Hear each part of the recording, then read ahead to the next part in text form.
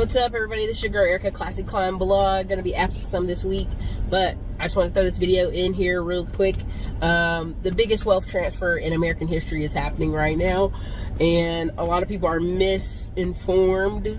I talk a lot about reading and why reading is important, but you not just got to be reading, you also have to be sharp. And I was going through a business process where I was trying to get this documentation done, and I felt like I almost had to do the job for the loan officer. Like I had to walk him through what his job was, as he's collecting data, collecting information, and I'm telling him what business grants are available, what business loans, what different things are available. It's almost like I had to educate him to get him to do his job. And you will see a lot more than that. Sometimes it's people testing what you know and testing what they can get away with. When you have all these people flooding real estate, as far as builders, loan officers, a lot of people got their job because we just need bodies in the seat. And when times get hard financially in America, or as an industry, kicked out a bunch of realtors, really, if you think about it, they haven't been able to sell any homes. I think over 700,000 realtors didn't sell one home last year.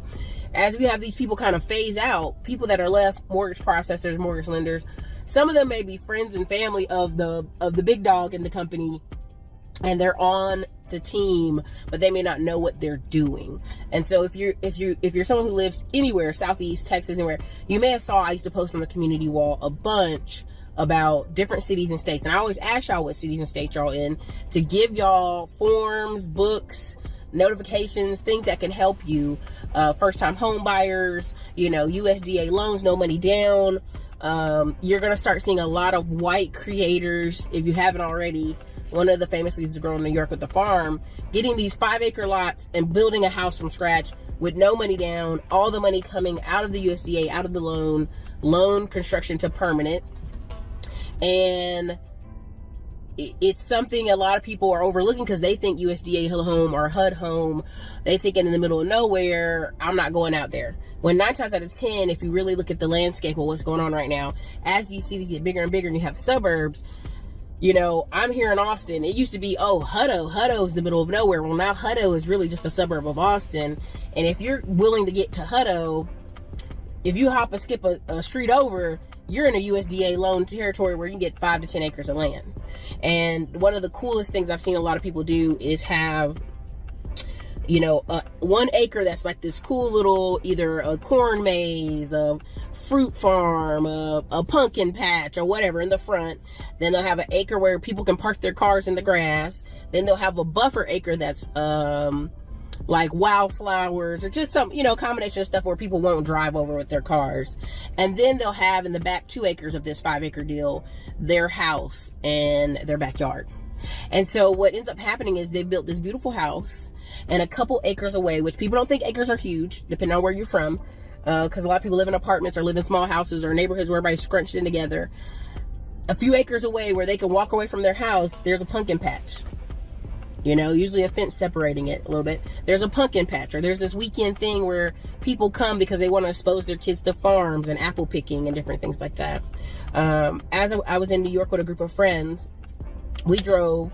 It was 30 miles outside of New York City, but it took us a good 45 minutes with traffic, and on the way back, an hour and 30 with traffic. It was crazy. To go to this apple orchard, and they were off by the water in a beautiful area, and they had an old-timey house in the front. I'm pretty sure nobody lives there. They use it probably paperwork and office work. And they had a bunch of food trucks and a tent over here where they sold beer. So they converted this area, this farm, to this thing where across the street they had all this parking. You paid $10 to $20 to park your car. And then this way you had this, you pick your own apples. Here's some tents, here's some porta potties, here's some food trucks, here's some alcohol. And I'm pretty sure that is a functioning multimillionaire farm, because by the time we got there, all the apples were naked bare, right? And I'm pretty sure that farm pulls in anywhere from I'm being generous, $5 to $7 million a year. And it wasn't huge. It wasn't big. It's basically a business in a box. And a lot of people, when we talk about the biggest wealth transfer in history, you may think of it from the perspective as somebody who just experienced loss of a grandparent. That, oh my God, we have all these rental properties and all this stuff in Chicago to divvy up and try not to argue about and try not to fight over. And Yeah, that's millions of dollars, right? Like that, no matter all the family members you're running across out here, like everybody's got this kind of sob story of like, oh, my grandparents didn't leave us anything and yada, yada, yada.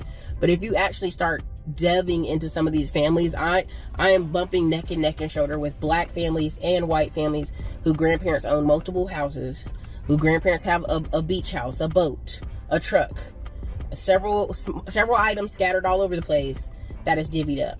Now, have we come across families that are extremely poor? Yes, we had a friend of the family. He's one of the workers that cleaned, I'm trying to be nice about this. He's one of our gardeners who gardened many of our rental properties and houses in North Carolina. Great guy, funny guy. He just recently passed away, and, you know, one of my cousins was at the funeral and was like, Ericka, everybody in this family is like extremely poor and missing teeth. What's going on? And I'm like, you don't understand. There are some situations where that's the whole family. The whole family is suffering from terrible economic conditions.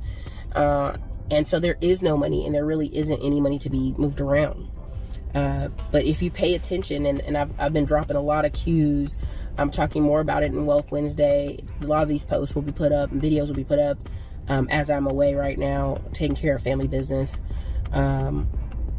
USDA loans, no money down loans, grants. A lot of people are telling you guys not to buy a house, and I'm behind the scenes where I'm watching hundreds of people buy houses, buy cars, use business grants, use home first grants, use military grants, use all of it, right? Throw the kitchen sink. I'm watching buyers buy down the rate so that your rate is 3.75. And when I tell people this, they look at me crazy, but I'm like, yo, dude, they're literally buying the rates down to 3.75 just to get you in these houses. They're just trying to get you in them so they can clear this inventory and move forward. And if you're smart and you play your part, I have some people I know, they're buying into certain condos and townhouses for like $300,000. When they finish building out the neighborhood, well, now their townhouse is worth $475,000. And they just got $150,000 in equity doing nothing. Just living and paying mortgage what they were going to do when they paid rent at another place. Again, it's hard for me to try to explain all of it, but there's a book called Dirt. I hate to even throw it when I can't remember the title, but by the time Peter plays around with this, it should be up here. The cover of this book, and I'll have the link in the description. Flipping dirt, flipping land is going to be a big thing. You've probably already seen it the past 2 years on YouTube. A lot of people talking about it, because what you're coming across in this biggest wealth transfer of American history is a lot of these older people who have land lots in the middle of nowhere. They never really ever plan to go back to. They say they're going to go back and help grandma's house or grandpa's house. You know, shit, we've got land now in freaking Alabama and South Carolina I have to figure out what to do with and how to handle, and who's going to take it over and who's paying the property tax. This is very common, and unfortunately we've already experienced, you know, the mailboxes being blown up, you know what I'm saying, with people messaging to try to acquire things from you and your family. But this is going to be the constant, right? This is going to be a constant thing where people don't know how to get into an industry because they may be low on cash, but they know how to try to solve a problem. What's the problem they can solve is, hey, you and your family want to get rid of this property, want to get rid of this land that you're paying taxes on, you don't want to bother with, we'll buy it from you. We'll solve your problem. That's going to be a lot. How do I know some of that as well is if you see South Carolina right now, South Carolina has imported maybe 100,000 people from Ohio. I think it's closer to 200,000 at this point. And the majority of those people were nurses. They imported like 50,000 50-year-old nurses. Now, I'm not trying to be funny.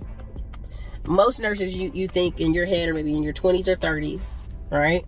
But if you look at these nurses that they're bringing in to a lot of these retirement areas are in their 50s and 60s. So really the people are not moving from Ohio because they want to come get some more work, which is always good, but they're moving because they're wanting to retire in a lower cost state.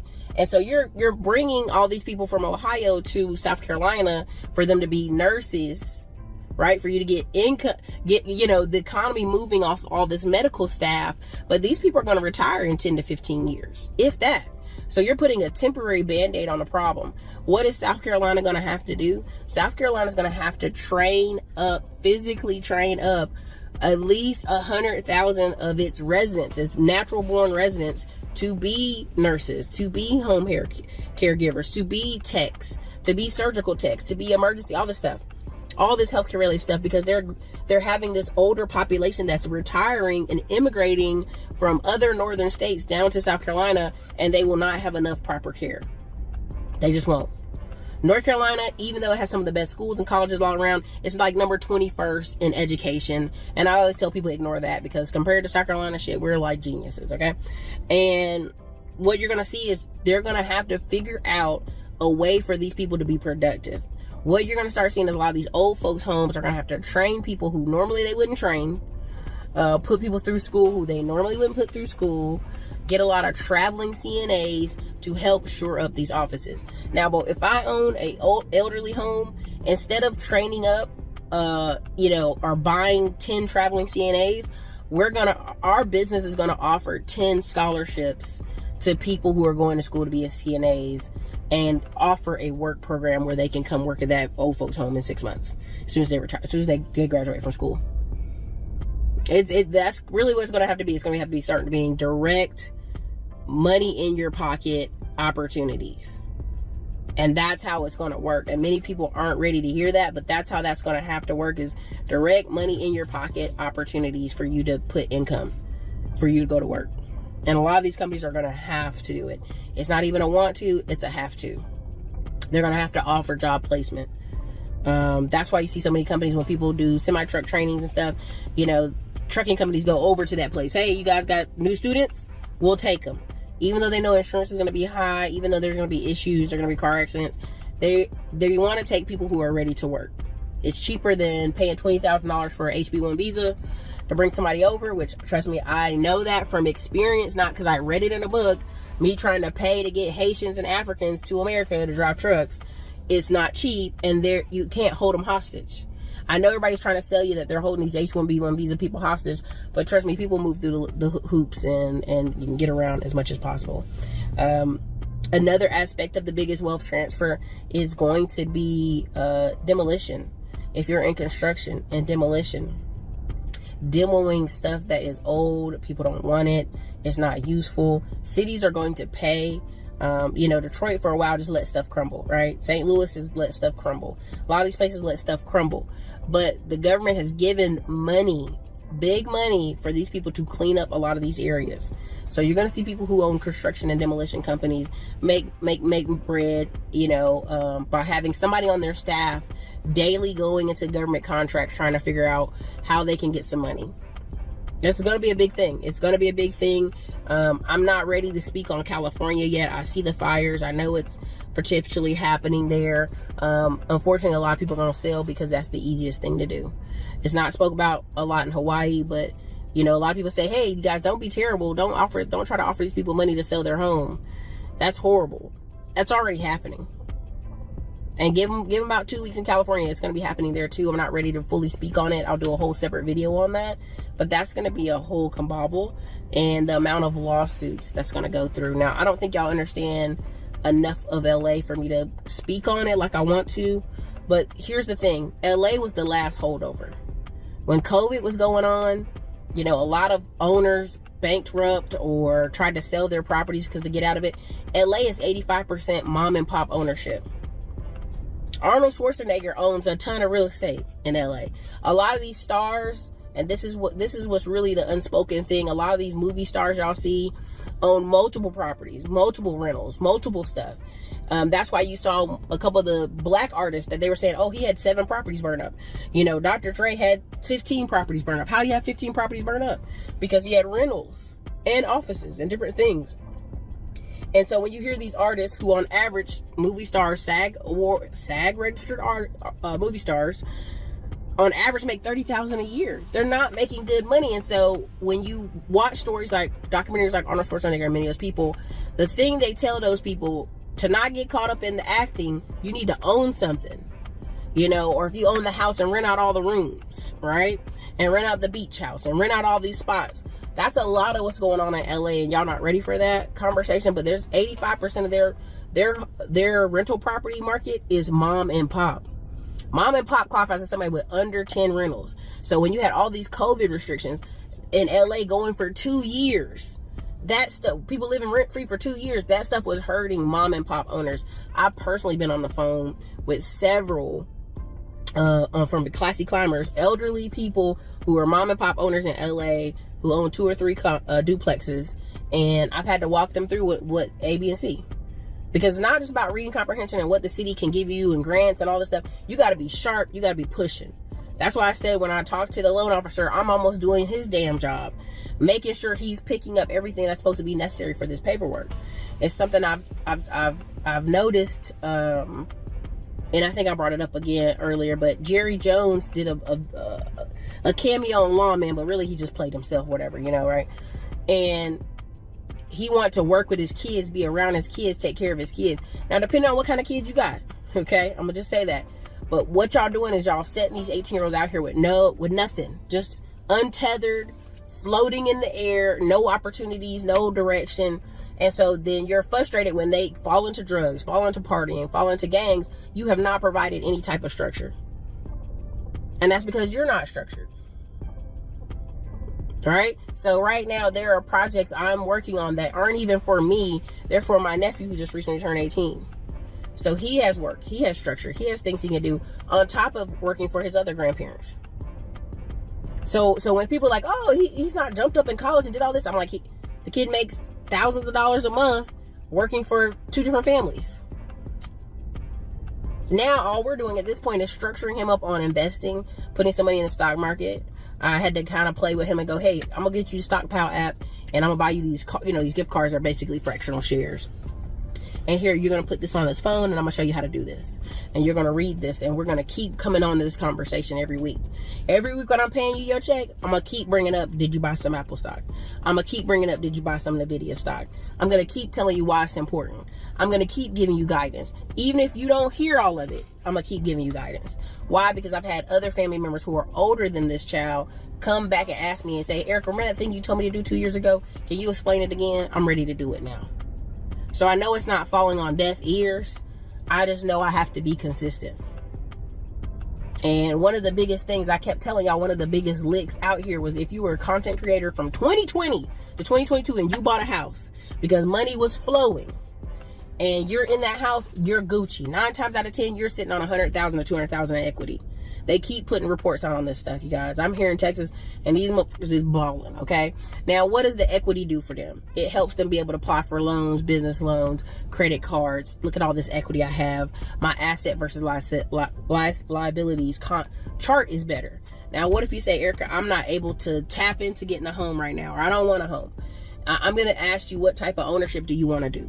If you want to do a bunch of stocks, great. If you got anywhere from 25,000 to 50,000 in stocks and you want to try to go buy a home, they're going to take a lien out against those stocks. You don't have to liquidate them.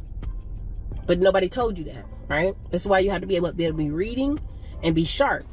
One of the things that Wall Street Trapper's story that's so unique and so funny is the police just assume, hey, we're going to take what we see.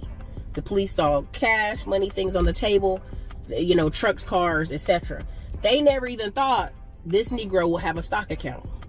So he was able to get out, on that some of them secondary issues and hit that stock account.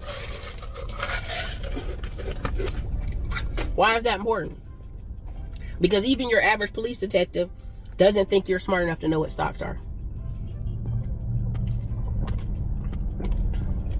That's good. If you're enjoying the commentary, please drop a 1 in the comments. I'm making this video in a time where I don't have to, and I should just be resting, but I'm doing this from the heart. I'm doing this because I care, and I'm doing this because every time I get emails, hey, Ericka, I went and bought this. Hey, Ericka, I went and built this house just off the stuff you give in here and the people you connected me to. So I know the game is top. I know the information is perfect. You'll see me drop a couple more ebooks, and they're going to start off at $10, $12. And it's not even because I'm like, yeah, you got to get these ebooks. I know if you read a few pieces and you're sharp, keyword, sharp, cunning, look up the synonyms for it, taking action, you'll have a very positive, productive year. One of the biggest things is lack of action is why people are where they are. And people say, well, Ericka, I just don't have enough information to make a decision. man, baby, you don't need 150% of the information to make a decision to move forward. We put out the ebook on the top 40 certifications. Just adjusting your resume in LinkedIn allows you to what? Have recruiters who are searching to give people jobs, and they're just searching for keywords, because that's all they're doing with AI and themselves, searching for keywords. When they pay for expensive LinkedIn, marketing and different things like that, you just got to have the keywords in your LinkedIn page. And so we're trying to give you tips and tricks to get you in there so that you can be a part of this biggest wealth transfer, because it's happening right now. So if you're somebody who say, well, Ericka, what about the tax liens and tax deeds?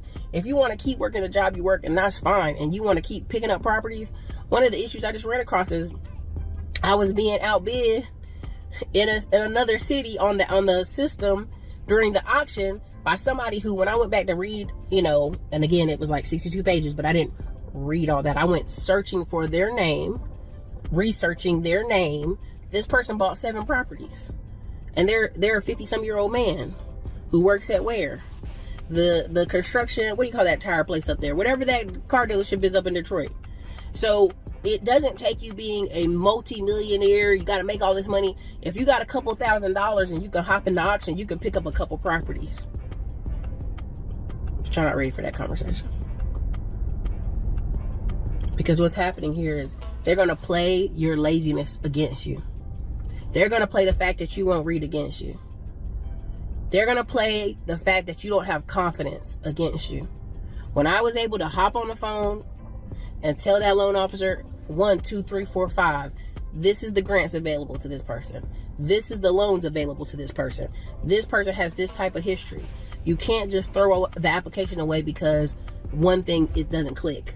You're going to have to explain by law why not. Because if you don't explain by law why not, guess what? We can now come back and sue your mortgage brokerage and get paid because you didn't do by the law. Now, somebody that y'all may think is an idiot and he's playing a character is Charleston White. Go back and listen to Charleston White. He sued multiple of the employers he's worked for racist techniques and tactics. So there is a system you go through where it's the Equal Opportunity Commission. I may be saying it wrong. EEOC or something to this effect. We have to learn about it all the time in training. If anybody's in HR here, they can tell you what it is. You go through that training. If this company does A, B, and C against your race, you as a man, you as a woman, you as a person, you as a young person, they are liable to go through these arbitration to pay you for your time and suffering. And most people, they leave a job, oh Lord, and they telling their family about it for 5 years, and they never take the steps because of lack of confidence and lack of reading and sharpness to apply what happened to them. Years ago, I had, and this is so many years ago, I ain't gonna lie, it's like when I first came to Austin, something happened at one of my jobs I felt was racist, but I kept it pushing and kept it moving. Years later, the Asian manager and the Latino manager that I felt teamed up against me came and asked me, could I speak at their trial, which was really an arbitration on what had occurred at the job place, because I had seen it. Now, years ago, I had documented what had happened, because I'm always a documenter. I'm gonna put it in email, and I'm gonna tell you a little story on that too. I put it in email several times what was happening and complained via email. So legally, when you email, it's been written documentation of what occurred in my complaint, and so they had to respond. Now, there's something I do when I deal with apartments or I deal with any complex, any building, any landlord. I put it in email. Don't call me on the phone and tell me something verbal. I put it in email. One of the reasons why I just was robbed $30,000 a couple years ago in Detroit, but because we had all this email and this person saying, yes, I received it. Yes, I took it. Yes, I did this with it. Yes, I did that with it. Via email, they had to compensate and pay me. But if you're not paying attention, you're not reading, you're not sharp, you want to text something, you want to get on the phone so you can have an understanding. This is a big thing with people. I'm not trying to be disrespectful to black people, but a lot of black people are like, I'm going to go up there and see them in person. Nah, I'm going to hit them with the email. And if I were you, I'd hit them with the email, because email you can take to court. You going up there hot, heavy, upset, guess what? They going to say whatever they need to say. The person was upset. They were wilding. They were out of control. We felt endangered. I have a nice spoken, a low tone, heavy voice black man. And when he speaks, people are like, oh, I'd be like, nah, don't pull that shit on him. He spoke to you in a very clear sentence. Knock it off. But you have to be aware of that's how people will play this game. And you have to be sharp. You have to write this stuff, document this stuff, y'all. Okay? So if you're enjoying the content, drop a 1 in the comments. Let me know what city and state you're coming from. We're always going to try to provide value here at this channel. I may never have the biggest channel. I may drop millions of dollars in ad marketing in years to come. But at the end of the day, I know this business model I have put out and produced is more than enough. If you're in my school groups, if you're in Digital Liberty Warriors, we talk about micro groups, we talk about enrollment, different things. Because I know when you go to a bank and you can show subscription model, payment models, right? A community model, which drives people crazy because they have to do work. Banks respect that more subscription-based models than they do, hey, I just made a bunch of digital products and I make money and my income fluctuates from month to month. So I try to teach a lot of that there, and in the Wealth Wednesdays, how to get around stuff. Because in this economy, you just got to be sharp. You ain't even got to be the best. You ain't got to be the brightest. You ain't got to be the smartest, right? You got to figure out what I need to say on this piece of paper to get my foot in the door. Once my foot in the door, you can't put me out the door. Once I'm documenting stuff in writing, which that I never, let me talk to you. Let me go to the front office and talk to you. I don't do that. You know why? Because I know if I wrote it in documentation, I can print that email out and come to court. Well, judge, they said this. Well, judge, they said that. Here's proof in writing. Here's the date, time, stamp it was sent. But see, what the problem is, and the funny tip about me even talking about that, I got that originally from Debt Cures. Kevin Trudeau, Mr. in jail, Debt Cures. Did you write the mortgage company? Did you tell them you was going to be late on your mortgage? Did you communicate with them effectively multiple times? I took over someone's mortgage in North Carolina, and the mortgage company said, oh, you can't do that. I said, well, according to page 19 of this thing, I can, and the payments have been made, and you have to receive them, and you have to take them. And I put that in email. Once that shit went in email, baby, let me tell you, they had a whole different conversation. Oh, well, we just want to make sure we're all in communication. Who's on the deed? Let's make sure we're all in clear communication. I said, oh, we're in clear communication. And I never talk on the phone. I put that shit in email because our legal system, way it is right now, is like, well, did they email you? Did they communicate frequently?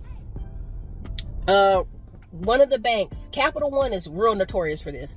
Let's say you have Capital One and you want to, and again, this is all in the wealth transfer conversation. I know it's going a little bit over, but if you have Capital One and you make a payment on your car, your credit card, your business credit cards from your Capital One bank account, let's say the account is negative, there's no money there, Capital One won't charge itself. Capital One's not going to say, hey, negative $29 because you didn't have money to move over to the business credit card or this mortgage or stuff. Capital One won't charge itself because it doesn't want to hurt itself inside this house. Now, I can go deeper into that in the Wealth Wednesday, but long story short, let's say you have a Capital One credit card, a Capital One bank account, and you make payments from those two things. They'll take a longer time pulling that money from their own bank, Capital One, than they will if you go pull it from your Bank of America. You say, hey, I want to make a payment on Friday from Bank of America. Capital One taking that money right away. Now you say, I want to take a payment on Friday from my Capital One bank to my Capital One card. It's very slow. They slow walk it. They act like they got to call their cousin in India. Can y'all move this money over? You got to read documentation. You got to be sharp and pay attention to how these companies are moving, because that's how they get you. Because they know the average person won't read. And I don't want to be insulting, but I had an aunt who worked in the library for almost 20 years. More like 15 years. When I was growing up, and our mom, because she was military and she was busy, and our stepdad was military and busy, they would send over us to the library. We'd sit and do all the kids programs in the afternoon with the kids, and then our aunt would put us somewhere where we could read some more, and nobody bothers because those kids clearly are somebody's kids. They done been to the program. The librarian keeps checking on them because she worked there, right? And so I was able to absorb up all these books and all this knowledge and things I've read over the years and be able to implement them and put them into play. Why was I able to put them into play? Because I read it and I took action. I don't want you out here just reading all these courses and reading stuff and never taking action. The best thing you do is, they always say, I want to learn from somebody else's experiences. Let me tell you something. The number one thing you need to do is learn from your own damn experiences. Test out the Lending Club. Test out the Prosper. Test out the Stockpile app. Test out the M1 Finance.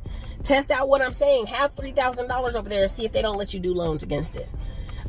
If you have 10, 20K in your stock account, watch how these mortgage companies change how they talk to you. Oh, you have money over there? Well, you don't even have to come with no down payment. I'm telling you right now, in Texas and several places, they're matching you. First time home buyer, they're putting 17 grand for you to close a home. And people are sitting here crying out here, I moved to Texas and I don't have any money and the property tax is high and all stuff. And everybody I know personally who bought a home, they're chilling. Now they may complain about energy costs, but we've already went over, hey, let's tweak this to tweak your energy costs because of how Texas is. Let's make sure you buy a house that faces this way instead of that way, because the sun gonna rise on one side of your house and your AC bill is gonna be lower, right? Let's make sure you have these blinds, particular weather, I forgot what the name of the blinds are, but there's certain type of things. But all this comes from just reading and having experience and knowing, okay, you have this much equity in your house, they're gonna approve you for these certain type of loans because you have the equity. But I think I beat that horse. I think I beat the horse enough. We 30 minutes in. Y'all got what I'm saying. If you've enjoyed this content, put a 1 in the comments. I try my best to make this refreshing and educational as possible. I hope it was helpful to you, and I hope it catches you sometime this week or whenever. I will be dealing with family bereavement, however you say that word. I will be dealing with documentation and paperwork left and right for the next 2-3 weeks. So I don't know what the filming schedule is going to be like. I apologize in advance. But enjoy the content, enjoy the ebooks we put out, and God bless you all, and love everybody you know, and have good documentation. Have good documentation for how you want to go out when you go out. Because whoever's in charge is going to follow that paperwork. It just is what it is. All right, you guys, it's your girl Ericka, Classic Climb Blog. Love you lots. Be good. Later. Do you want to learn how to buy tax liens for less than $1,000 and get that immediate ROI return on your money?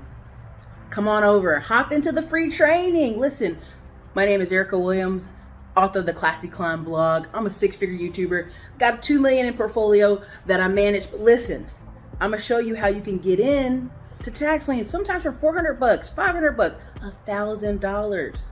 Several of my students have immediately turned around and sold their properties, sold their vacant lots, and gotten their money 10x return. Look, don't take my word on it. Come on over, hop into the free training. No cost to you. Show you students, testimonials. Listen, I want you to get ahead this year, whether you work with me or not. But a lot of you are asking, how can I build my real estate portfolio? How can I make more money? How can I grow? But I only got a little bit of dough. Hey, let's get cracking. Let's work together. Hop into the free training and let me show you. It's your girl Ericka. Later. Hi, my name is David W. Williams, and I'm the founder of the highest paid part-time job in the world, Options Trading Academy. Now, you may be asking this question: why should you want to learn from me and the highest paid part-time job in the world, Options Trading Academy? That answer is going to be relatively simple. Over the past 4 years, we've helped hundreds of people get the life that they desire by showing them how to leverage the options market as an options trader. Now, one of the biggest things that we've done is we've shown people how to make more money to supplement their income. We've taught this to teachers, policemen, firemen, drivers, homemakers, and even a pharmacist. Another really important thing that we've been able to do for hundreds of people is show them how to get their time back. Many people have been able to homeschool their children. They've been able to spend more time with their family because they become successful options traders. You may be asking yourself, do I need to quit my job to learn how to trade? No, you do not. We do not specifically only teach day trading. We can teach you how to trade on a long time frame, on a short time frame, and we can also teach you how to make money when the market goes up and also when the market goes down. You may have this question: do I get support after the sale? Yes, you do. We have the #1 trading community called the Stock Market Sharks. You become a member of that community after you purchase the course. And the benefit of being a member of that community is you get access and you get to communicate with other traders, and it puts you in a position to become successful faster because of your access to the community. Now, our success is threefold. It's based on three very powerful elements. You're going to have the education, you're going to have the consistency, and you're going to have the community. And when you combine all of those together, it creates a very, very powerful combination that puts students in the best position to be successful. So what I want to encourage you to do is say yes to the VIP course, say yes to your future, and purchase the VIP course today. Listen, people are going to spend the next 4 years complaining about Donald Trump. I suggest you don't. I suggest you figure out what's your assignment. I suggest you figure out what are ways you can increase your income, because the country's changing. Many states are going to start having no state income tax because they're trying to entice seniors and retirees and young people to come to their state. Why? Because overall taxes are going to go up. That just is a given. Now, how can you fight that? You can fight that through business ownership, investment, or other types of ownership. I know the average person says, Ericka, I just don't want to be a landlord. It's too tedious. And I go, hey, paper assets may be your best friend. Coaching may be your best friend. Micro groups may be your best friend. Figure out where you're going to get in this process. I've actually been able to build 2 different brands, online e-commerce, putting products on Amazon. That would never be in my cards a couple years ago until recently, until I started reaching out and putting products on TikTok. I'm not a TikTok user. I don't go on TikTok like that, but I actually have products through my TikTok shop, and I also put those products on Amazon. Why did that happen? Because I realized the economy was changing. Things were changing, things were growing, and people are going to spend the next 4 years being mad about Donald Trump instead of figuring out, how can I invest in stocks better? How can I invest for my retirement? How can I have properties other than just being a landlord? If I don't want to do that, what are some paper opportunity investments that I can make? Not just crypto either. So listen, this is your girl Ericka from the Classy Climb Blog. Definitely check out more information at the Liberty Warriors. I'm out here on the beach with my family in a 30-bedroom beach house. Why? Because it's one of the best times for us to come together, plan, storm, and brainstorm what we're going to do for the next year, all the way to the next 4 years. Listen, you guys are going to see a lot of changes. Be prepared for them. Don't complain. Don't cry. Don't be upset about the president. Figure out what you're going to do to make your family healthy and strong in this economy.